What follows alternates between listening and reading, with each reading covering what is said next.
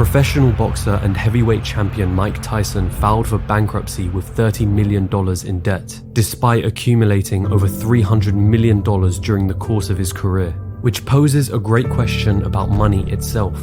Because a great deal of our actions or our motivations in life have an underlying desire or need to acquire it. But what's the point in acquiring it if the great issue seems to be with our ability to manage it?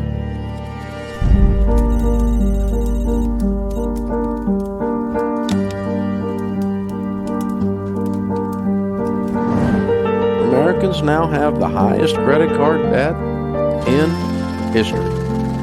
Translation: you didn't learn anything! Debt is an invisible burden being carried by the country's most vulnerable.